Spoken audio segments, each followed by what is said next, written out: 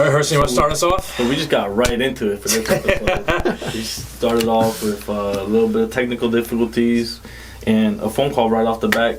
Sounds like I just got a new client that I'm going to meet on Saturday. But nonetheless, welcome back to another episode of the No Name Podcast. As you can see, there's three of us today. We have a special guest, a good buddy of mine named Adam. Adam, go ahead and if you want to introduce yourself. Yeah, of course. Adam Badeau. I'm a financial advisor, licensed through Northwestern Mutual. I've been doing this practice for about 5 years. I work with people nationwide across the United States.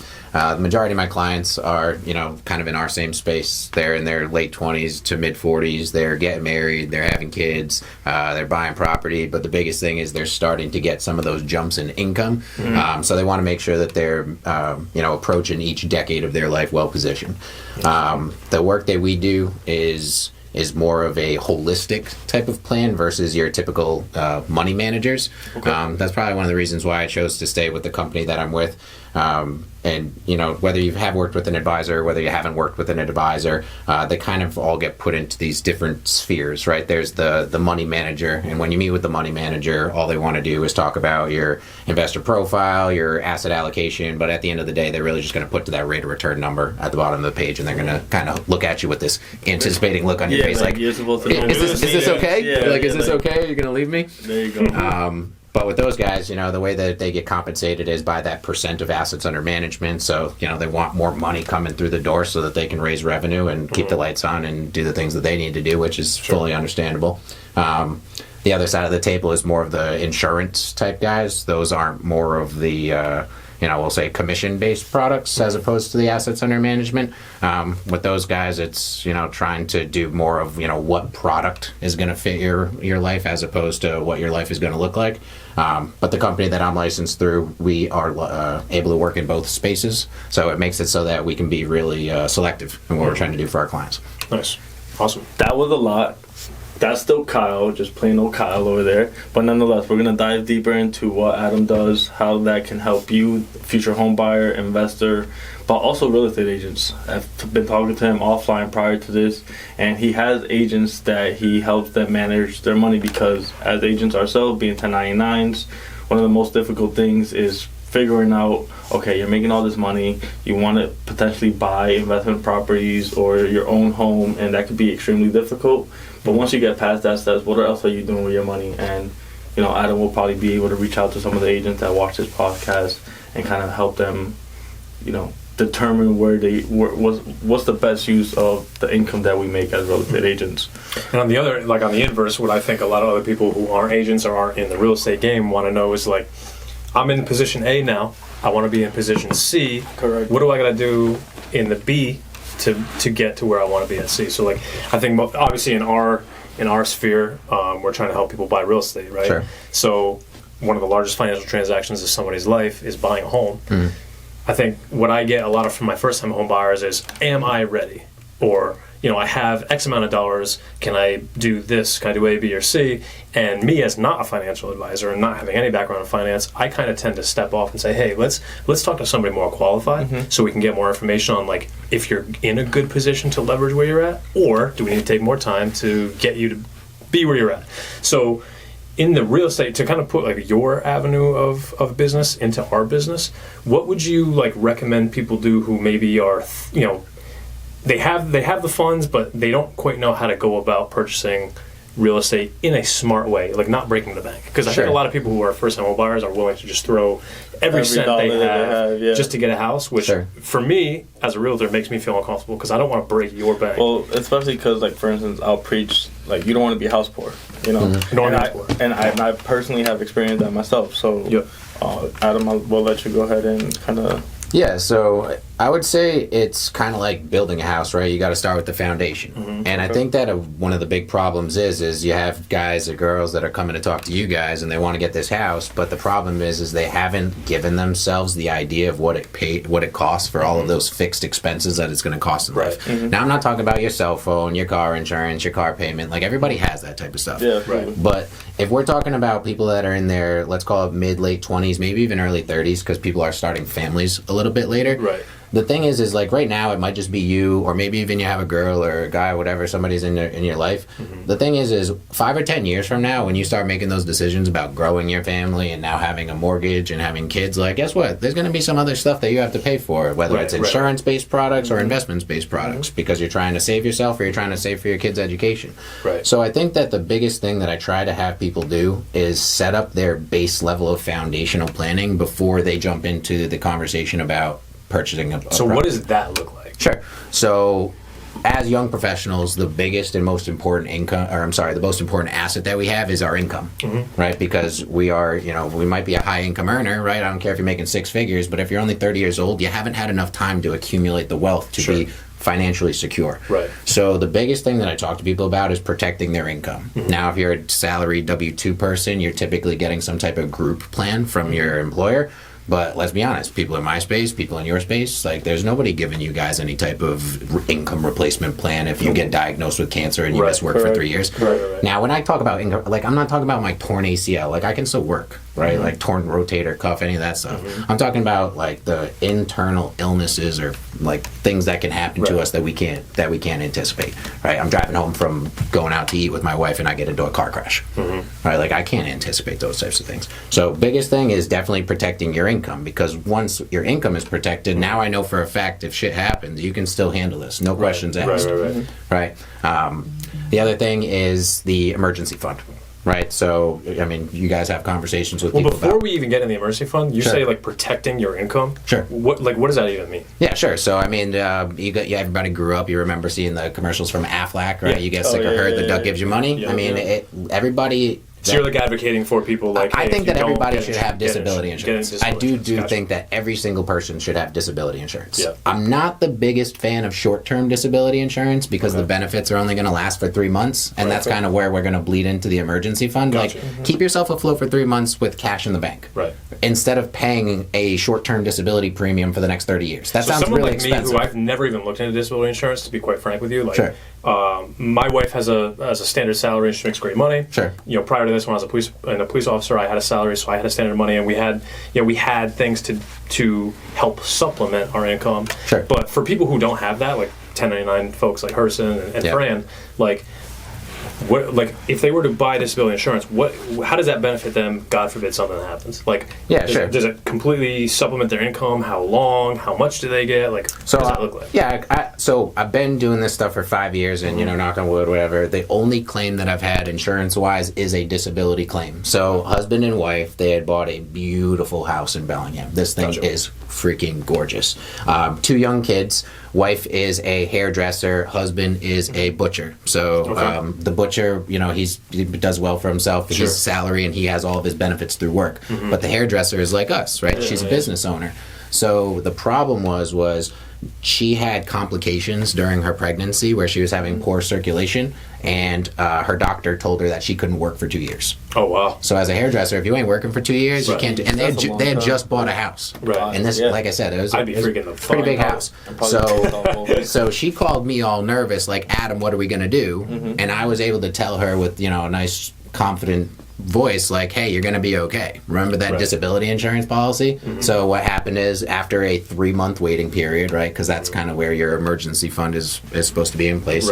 Once that 91st day came, she got a check, tax-free, sent to her house. Awesome. So she could use that to pay her mortgage, help her kids. Is that something she gets like intermittently, or is it just like a one-time payment? Like, here, this should take care of. Yeah. So of course, every policy is designed for what you're trying to accomplish. Sure. The stronger policies will last all the way until retirement age. If you're trying to keep the premiums lower, you can go with like a 5 or a 10-year benefit. Gotcha. But like I said, I love long-term stuff because we don't have the ability to self-insure for 3 decades, whereas I'm not a big fan of the short-term stuff because you should be able to keep yourself afloat for 3 months. Right. And just to touch on the topic just a little bit more, right, because I know that, a lot of women have come to the workforce and everybody's making money, but still to this day, I don't care if it's the man or the woman, typically people aren't making the same amount of money, right? So if, let's say, wife makes 150, husband makes 50, well, guess what? we really need to look at protecting wife's income in this scenario because losing out on 40% of her income isn't 40% of the household. Now, do you see both the husband and wife getting disability insurance, or is that like something that's coupled into the? It's situationally dependent. Okay.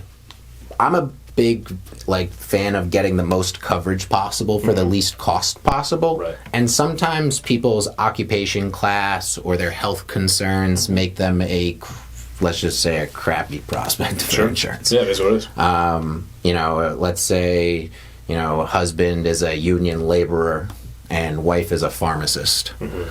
I'm probably going to look at, protecting the pharmacist's income because it's really inexpensive. She probably makes more than him and it's going to be protected, whereas the union laborer gets some stuff through the union. He's probably got some He's probably got some stuff through the union, yeah. right. Plus, not to mention, a union laborer is going to be extremely expensive to protect. Yeah, a lot more hazards. So situationally dependent. And, at the end of the day, it's always within the budget. But my argument is, look, you're probably paying anywhere from $100, $200, $300 a month for car insurance.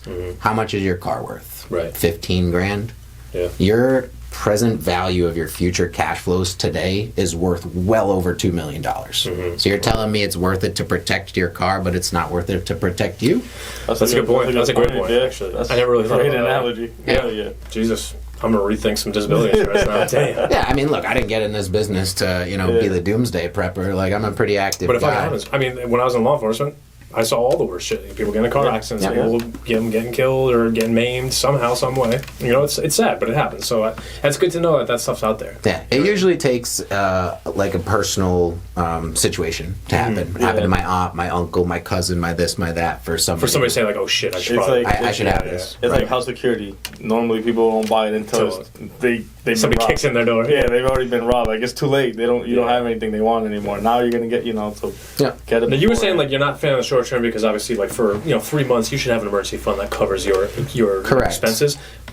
For people who don't have their finances set up in a structured way, what does an emergency fund for somebody look like based on their income, or how does that work? So just as we also glossed over it as Rhode Island residents, we also do get TDI. So there is free stuff out there. So that's another reason why I'm also not a big fan of the short-term stuff. Gotcha. Okay. But sorry, what was the question? So, for people who maybe don't have they don't. Okay, what does an emergency fund for somebody look like? Sure. Is it based on a percentage of what they make? How do they structure that? Yeah, so I guess one thing is I've found in the financial planning industry is that they really try to pigeonhole everybody into the same schematic, right? The same blueprint. Where, one of our friends is going to be an extremely conservative person that always feels anxious, where the other person doesn't need a darn thing. You can tell them 2 words and they're going to say, I'm right there with you. Right? So, I think that behavioral coaching in financial planning is huge. Same thing with us. It's hard for me to tell somebody who's very conservative that they should only hold 3 months of income in cash, whereas that person feels more comfortable with 6 or maybe closer to 12. Okay. Now, I can coach them as to making that quote-unquote cash more efficient so that it grows better, but I'm never going to yell at a client for keeping specific amounts. I know based on the financial planning ways that I set up my clients' plans, they should have 3 to 6 months of expenses. Okay. I'm sorry, 3 to 6 months of income. And the reason is because your disability insurance will kick in on month 3, so that should come back to you. And I know we've been talking a lot about the sick or injured stuff, but let's just talk about something else. Your company shuts down because of layoffs, right? We're just happened to a client of mine. COVID. Right. Oh yeah. You just had a client of mine. She was about to list her house, and she got laid off. Right. We're looming a recession if you turn on the news today, right? So if you're telling me that all these people aren't going to get laid off, look at all of the recruiters that got laid off over the past year because of all of the hiring stuff, right? So it's all cyclical. It's just what industry is going to get laid off, and the reason I'm bringing that up is because I don't want my clients to be forced to taking the first job offer. Because what happens if that job offer sucks? So if you have 3 months of expenses, then you can chill. You can shop around. Chill and shop yourself around, and then you'll find the best offer. That's great. So it's not even necessarily for the worst doomsday scenarios. It's more also for this is how stuff should go. Right. Now, if you're preparing to buy a house, the whole 3 to 6 months goes completely out the window, right? Because the second you make that house payment. Well, that's what I want to get into. Because most 3 to 6 month incomes for people is a down payment on a house. Right. So if they're saved up $30K, they're gonna put down on a down payment, and that's wiped out. Right. So there goes their emergency fund, or that's what it kind of. That's why I'm glad you're here, is because a lot of people will say to me like, "Oh, Kyle, like I have $25,000 in the bank, I can put in my down payment." I go, "All right, well, what else do you have?" Right. Then what happens? And then what happens? Like if you put $25K down, you have zero in your bank. Yeah. With it, So to touch, I mean, granted, nonetheless, Kyle and I do a great job of trying to utilize the programs out there. I know Adam is trying to utilize it as well with those down payment assistance programs. Right. But that's not always promised and guaranteed. Right. No, So, there's a lot of freaking loopholes. There's a lot of loopholes. Things. Adam's experienced some himself. That we've have a few conversations about already. Right. Of like, sure, the 17.5 is out there, 17,500 is out there, but not forever. not forever. And two, what happens if you make too much and you're betting on this money, and to your point, you have 30 grand and you're betting on 17, because obviously you could save that 17 and be ready to own a home with savings. Right. But people's like the way that their payments work also change, like from renters to buyers, especially because like, obviously with renting, sometimes your utilities are included, or like things are just wrapped into your rent that you don't account for when you. Sure. So people are like, "Oh, I'm paying $2,000 for rent now. I can pay for $2,000 mortgage." But I'm also thinking, "Yo, you got to pay insurance. You got to pay your rent goes like your taxes, all this stuff that you're going to have to add on to that, and that you need to account for." To add on to that, to future buyers, current buyers, previous clients, etc. Some clients have already experienced. The myth is that your mortgage stays the same for 30 years. That is not true. That's a fallacy. Your principal and interest will fluctuate. Like as the principal goes down, interest goes down, etc. And that should relatively stay similar throughout the 30 years. But if your insurance kicks up because you filed a claim this year or the year before, now you're paying an extra $25 a month. What does that look like for the whole year? Right. Same thing with taxes. Assessments are happening every year, and if your taxes go up, well, then that means your mortgage went up, because what happens is you're paying $2,500 a month, your taxes go up, and then your mortgage company sends that tax bill to the city, and the city says, "Hey, you underpaid me by $500." So not only do you got to pay the mortgage company back for paying that extra $500, now you have to increase how much you're paying the mortgage company to pay the. And what people should realize too is they should have money in their escrow account to account for that. Yeah. However, your escrow account is going to then change, because they may say, "All right, your taxes went up." That's where your monthly payment changes. Right. So there's a whole schematic that people don't quite realize, especially renters and buyers, because renters are very black and white. I find. Yeah. Where it's like they're like, "All right, my rent's $2,000. I'm going to buy a house, or my mortgage is $2,000." I'm like, dude, it's not going to be $2,000. Like that. It's going to be something a little different. Like you got to add on this, that, and the other. It's doable, but we got to be realistic. I feel it probably with you too, when people are trying to like tell you like, I want to get to this goal with my finances, and this time you're like, listen, like let's take it one step at a time, and to get there. Like, yeah, my favorite is the retire when I'm 50 years old. Yeah, That's right. Oh, I'm gonna retire when I'm 49, dude. Oh yeah, no, I'm out at 50, dude. We're all out of here, right? Yeah, listen, I got plans. Are you kidding me? So, I'm gonna move to your villa in the Dominican. I'm just gonna like sell coconuts on the street. Hey, so I mean that's a perfect transition, because my next thing was that guy. Hershey Martinez now wants to retire at 50, right? Like, so I have a lot of investors, and I normally will coach and teach in the sense of, well, what's your income today, and what do you need it to be in order to, like, if you're comfortable making, let's call it 10 grand a month, what does that look like in assets that is giving you passive income of 10 grand a month, right? And then we go after that goal. Sure. Now, as a financial advisor, I have a question specifically to, let's say, investors that have bought in the last 3 to 4 years. They all have an equity bump of like damn near 20-30%. Yeah. So not all of them are jumping to take the equity out to buy more assets to produce more income. Sure. Because if you turn on the news, the big market crash is happening. Yeah, we're about to lose 20% value. You're going to lose all the value that you bought. Like this. The other thing too is people don't want to refinance at 7%. Correct. Yeah, they got the 275. So they're sitting on all this equity, and they're scared to transition that into another asset to produce them income. Sure. What would you say if I have someone that says, "Hey, I'm sitting on 300 grand in equity with 3 different properties"? Is there something in the financial advisor realm that can potentially be that Smart and safe.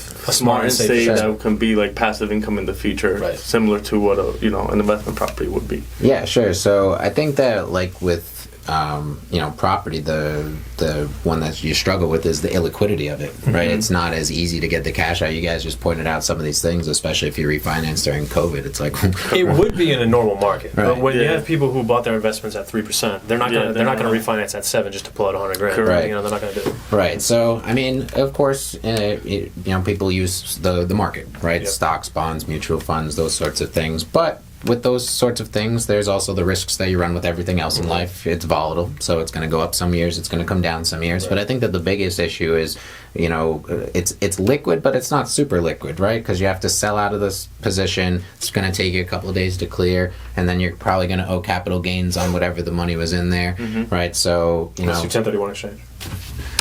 right? So it just with the stock accounts, it becomes difficult. So the one that my clients have been using now most commonly is more of insurance products like permanent life insurance. Okay. I have some investors that here's the difference is.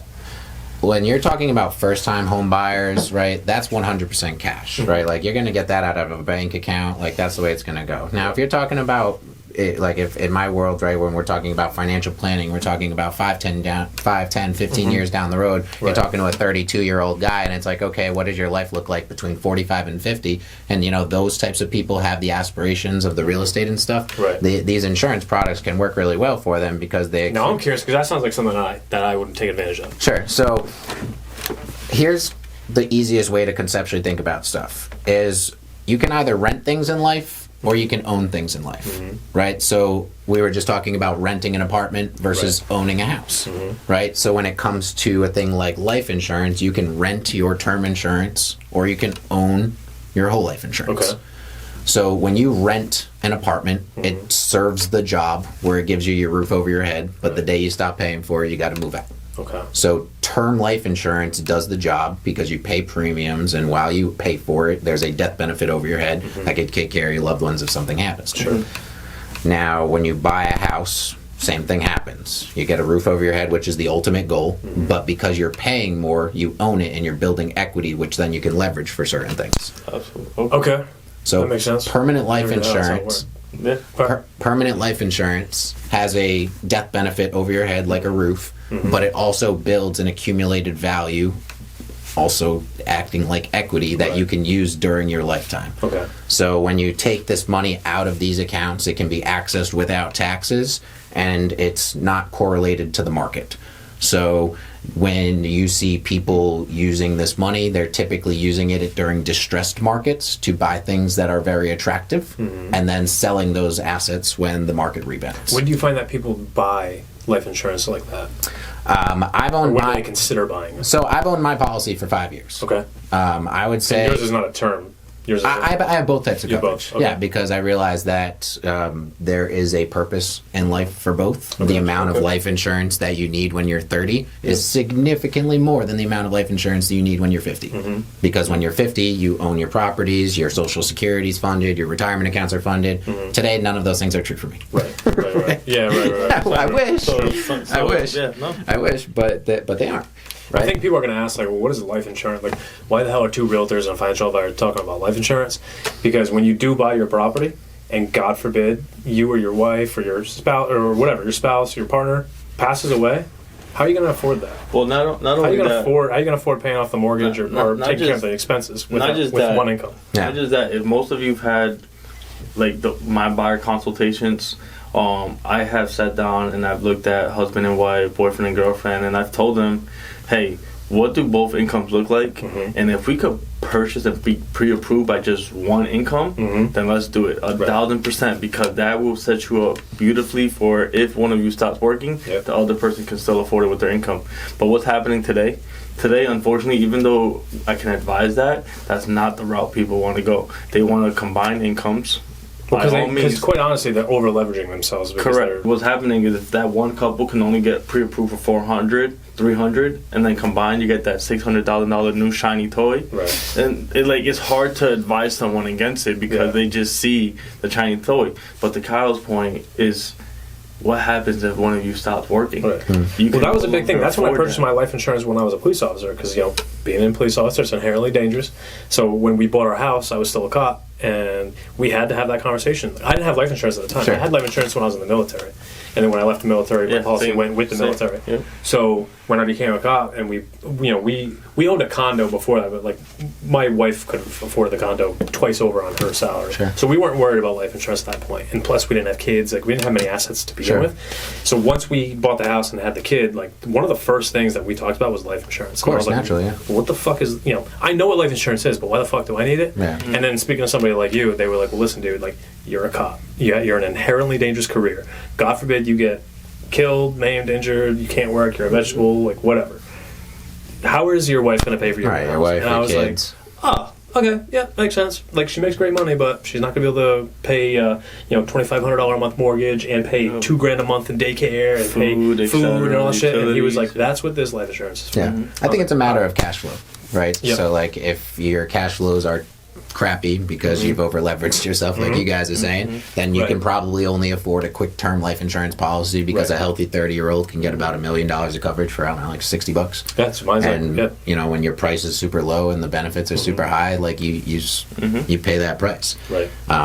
But if your cash flows are better, you typically look to owning stuff, right? And it's the same thing with renting versus right, owning, right? So that's why I think it's a really good analogy to compare the two, because they're kind of looked at it in the same way. If you could own something, you'd rather own it.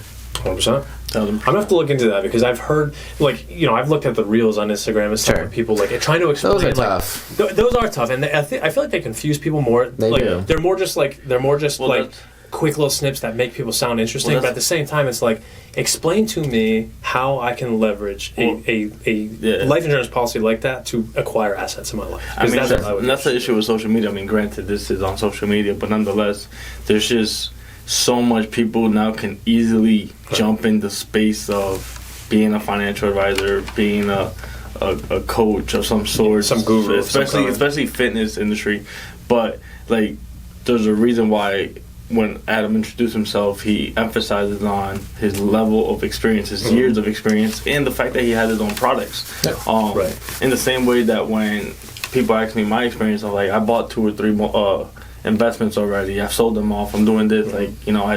I can speak through experience, where you look at most people on social media and it's just like, it's real easy to repeat the content and rewrite it when you hear it from someone else, but shit gets lost in translation. It's Right. a telephone game, and that's where you have to pick and choose who you listen to, because we've all played the telephone game, and after you repeat something for multiple times through different people, it's never gonna be the same as the original. Yeah. And this is coming directly from the original source. Yeah. Now, a question I have for you, kind of like taken away from, talking about the life insurance and things like that, is like both finance and real estate, they're not sexy. You know what I mean? Like they're not. It's like nobody Sure. grows up and be like, I'm gonna sell fucking. I'm gonna sell houses. Right. I'm gonna. Listen, I'm gonna do financial advising. Finances Right. is very sexy to me, bro. I love that shit. What are you talking about? You're weird. Now, what do you love best about the finance world? Like, what do you love? Is it the helping people? Is it watching people grow their wealth? Like, what is it that you love about it? I think it's the education, the networking, the connecting with people. My family is super blue collar, right? Mom's a teacher, dad works in the furniture business, but owned a few apartment houses during the great times of the early 2000s, Yeah, but then right. also owned during the crappy times in the late, 2010s. 2008, 2009. Yeah, exactly. So I saw my parents have a very solid foundation and core, and then I watched how something like real estate could make you feel like a millionaire and then also Right, make you right. feel like you're dead broke. Yeah. So I was fortunate to always have a pretty solid foundation, but just to see the varying volatility of what things can look like in one situation versus another situation, and then growing up in a community where more of the people around you are struggling than doing well, but then having friends that are from communities where it's the exact opposite of it. Right, so I think that just some of those life experiences is what made me excited to be in financial planning. Now, am I the type of person that is going to be analyzing like price earnings on specific stocks of, a company. Like, no, that's, we have researchers that do a lot of that stuff. My job is to be more client facing, be able to take that really complex data and then being able to translate it to somebody who's an average Joe. Somebody like me, where I need to explain like I'm a fourth grader. Exactly. It's like, do you want to know how the watch works, or do you want to know what time it is? Yeah. Right? It's like... Because I can sell the shit out of some real estate, but if you ask me about finance and investing and shit, I'm just like, dude, that's on you.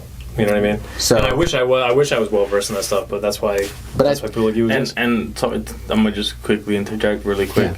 Like what Kyle just said, right? He could sell the shit out of real estate, but you ask him about finances, and that's not his thing. Nonetheless, I have an extensive bacan't of finances. Yet, nonetheless, but he can't sell the shit out of no real estate. Shut the fuck up, bro. Get the fuck. You can't even say that with a straight face. I can't. Disrespect on this podcast. Sorry. But nonetheless, like I have an extensive background in finance. Yet, nonetheless, I sought him out when I first was like, I know some of this, but I don't want to. You don't know everything. I don't want to know this like the back of my hand. Right. I don't want to know. Like that's. I'm not gonna do this for a living. This is not my bread and butter. This is his bread and butter. So I still humble myself and sat down, and even me, like I'll talk about my own personal experience.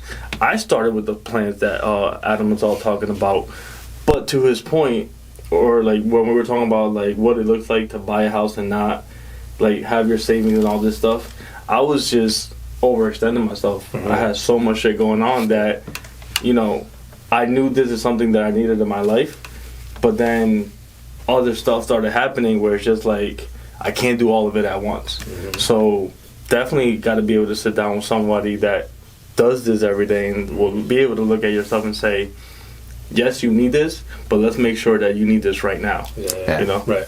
Yeah, just bring up something you guys were talking about earlier, like the stuff that I would like recommend for somebody to do when they're first going to buy a house. I mean, I'm a big fan of having people in your corner, right? So like when it comes to financial planning, we're corny. We say AAA planning. I want you to have a really good accountant because I don't do taxes. I want you to have a really good estate planning attorney because I ain't writing a will. Yeah, right. And I need you to have a really good advisor to run point on everything. And that's going to be me. So if you have all three of those people and they... So you work with teams. I'm not going to say teams, but you do work in cohesion with other professionals?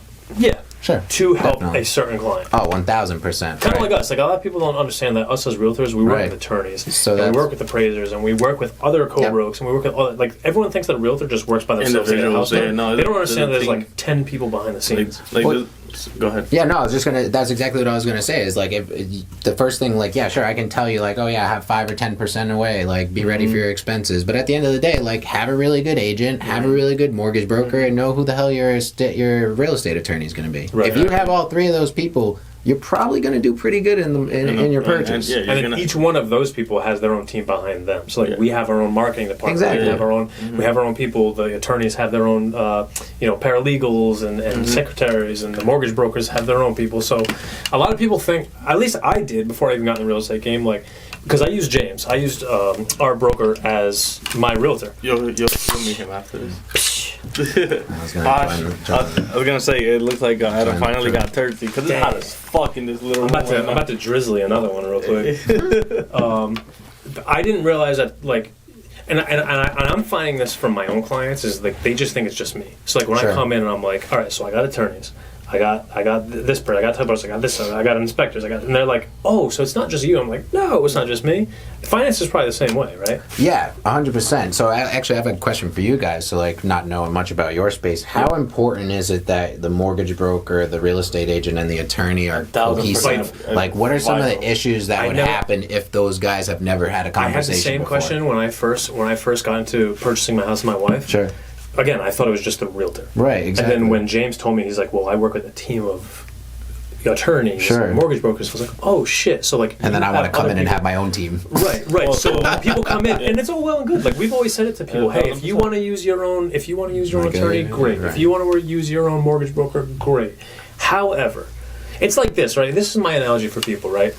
You could think about the NBA, right? You could take a team of 5 people from every other team, from the Celtics, from all these other people, the Pelicans, and put them on one team. They don't run the same plays. They have different coaches that they don't know how to run the same shit, and they're going to be still good. Right. but they're not going to be great. Yeah. The people who practice together every day, who make it to the playoffs, make it to championships, they've been run game the whole time together, they're going to get the stuff done.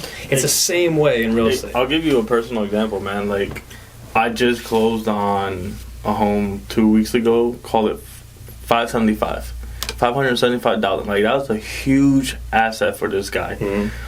He decided to bring his own loan officer and his own attorney.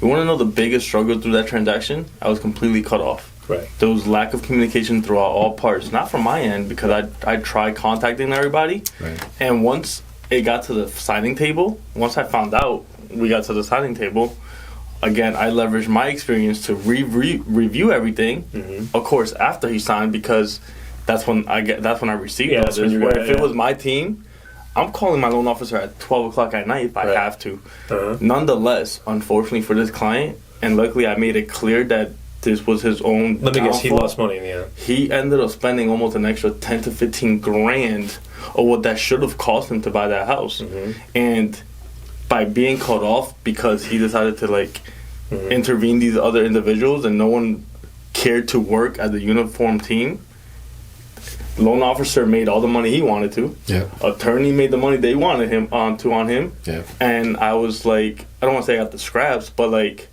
I didn't do right by him. You were considered last. I was considered last, but I also didn't do right by him. He didn't get the house for the cheapest possible way. He wasn't able to get all the repairs and stuff that I was trying to negotiate because everyone operated on their own term and schedule. Yeah. Hey, I'm trying to negotiate repairs, but you already gave a clear to close. I'm like, yeah. Way to let the other side of the party know that he doesn't need all that shit, and it's just. And the thing that people. So, when I work with Dan Fogg and I work with Dan Bolkin, they're my preferred lender and my preferred closing attorney.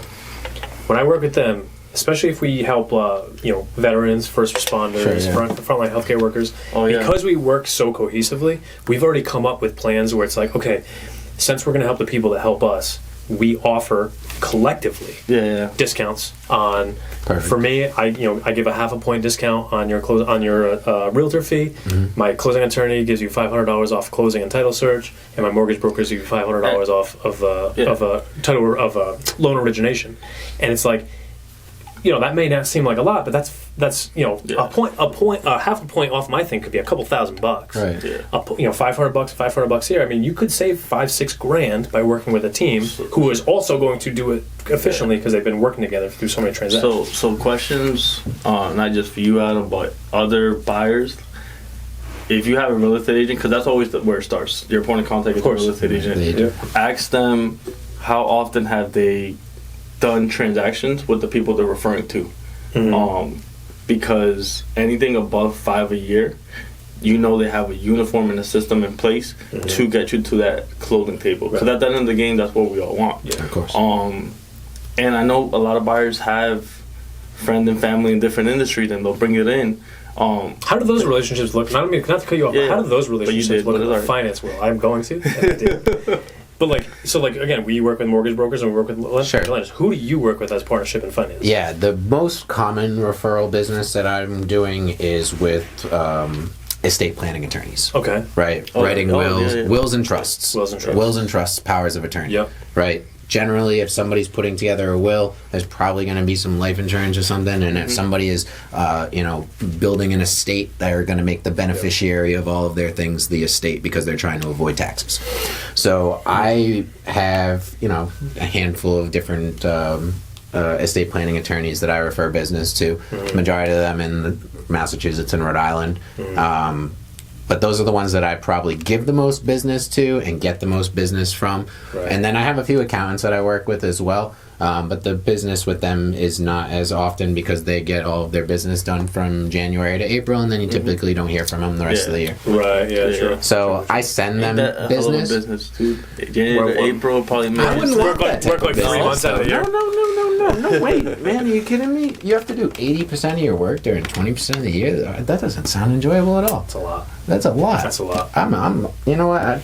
Drag it out throughout the year. I'd rather space it out throughout the year. And even when I'm trying to refer my clients to an accountant, they're usually so damn busy I can't even get them a spot because they can only fit so many people in. And like the financial services industry, the accounting industry is really suffering right now because the majority of accountants and financial advisors are 55-year-olds, and they're closer to retirement than they are taking you on as a new client. Yeah. So, I guess for anybody listening here, if you're looking for a good industry to get into, financial services, accounting, and just all those sorts of spaces, there's going to be a huge need for what we do because baby boomers are all retiring, and guess what? Their jobs are going to be sitting there, and they need advisors. Right. So I feel pretty good about where my career is going to go because I'm fighting a winning battle. Yeah, true. It's a cool. I feel good too because even as far as real estate goes, we're in the worst real estate market in the last 25 years.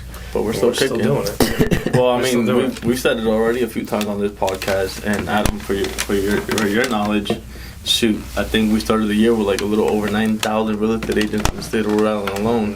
And I think we've already lost about 30%. I was kind of curious on this, the amount of real estate agents, mortgage brokers. Nationwide. Mortgage brokers have to be hurting like that too, because I feel like those companies were sprouting up every 5 seconds. Yeah, because I mean, that's kind of like... Because they're refining. Well, you know what it is too, and I think I was guilty of this, I'm not saying that I'm above it. I think a lot of people were looking at real estate, the real estate industry as a whole, whether it be mortgage, whether it be lending, actual real estate sales, whatever, through rose-colored glasses, because the last like 3 to 5 years, the market was so hot. Like you could just jump in it. You could cough and make a sale. You know what I mean? Where it's like now, you're working to make a sale, and people don't want to do that. They're like, no, it's too hard. Forget it, I'm out. And they're gonna go back to personal training, and they're gonna go back to OnlyFans or whatever the fuck they did. Bottle service goes. Whatever they were doing, we hear funny stories about stuff that was happening in our industry prior to me working there. But there's a bunch of strip clubs, the gentlemen clubs here in the city. Advisors would be going in there, flipping clients with whatever, whoever's pulling the most money that day. You know that you can put all those ones in a bank account and buy a house? Yeah, exactly. Hey, I joke. I had a stripper. I'm pretty sure you. I had an entertainer. Let's call them by what their professional escort. Yeah. There you go. They do well for themselves. No, they do. As long as they don't spend it all. Dude, I had one pre-approved. Yeah, she had monies. I remember you telling me that. Super well for herself, like stupid well for herself. Just had zero. just had zero guidance, and unfortunately, if like family members didn't like scare her away from owning, she would have been a great referral source. Did she almost dance away from buying a house? That's funny. It was something that her family has never done, and so all they thought about was the negatives of you're gonna have to fix it. It was opportunity cost. It was just all this scary stuff of owning a house. You're fine renting.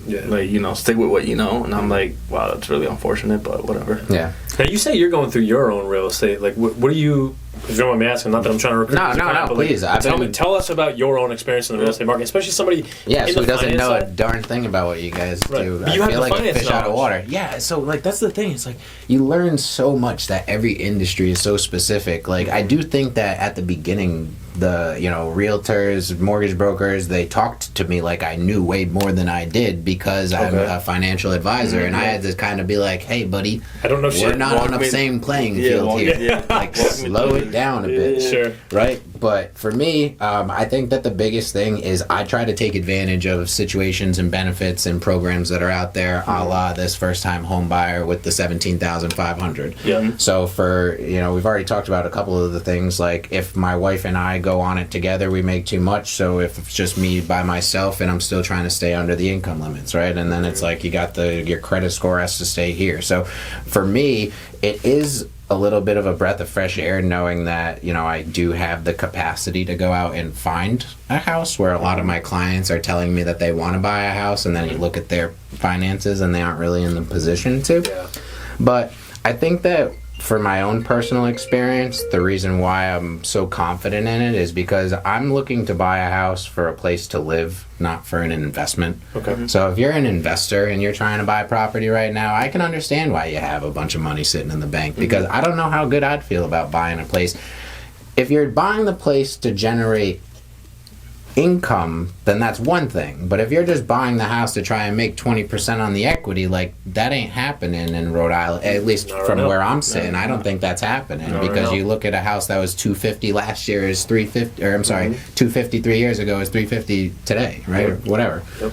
So with myself, it's trying to just take advantage of all these free things that are out there, right? I won't want to say manipulating the system, but that's what we are supposed to do, right? I mean, the most wealthy people in the world manipulate their taxes every day. So if we're not manipulating stuff... Someone said it best. The game was placed out there, and it's up to you to decide if you want to play or not. Yeah, and I was cracking up because I was watching a Dave Chappelle clip the other day, and freaking love Dave Chappelle. Oh, yeah. He was doing his bit about how when Trump first got elected into office, all of his, black friends called him up and was like, "I'm out of here. I'm leaving the country." He's like, "You coming with?" And he's like, "Nah, I'm gonna stay here and enjoy some of these tax breaks." And then he's like, "See, that's me now." He's like, "The first time Dave Chappelle got rich, Barack Obama came into the office and they wanted to talk about helping everybody, and I got taxed to shit and I got moved to Africa." Right. Yeah, so it's like, that's true. Remind me to show you something we have in our bullpen with Dave Chappelle. Yeah. So it's just like it is situationally dependent, right? So like for me, my home buying experience is very, very, very different than somebody else's. I just got married this year. Like we're not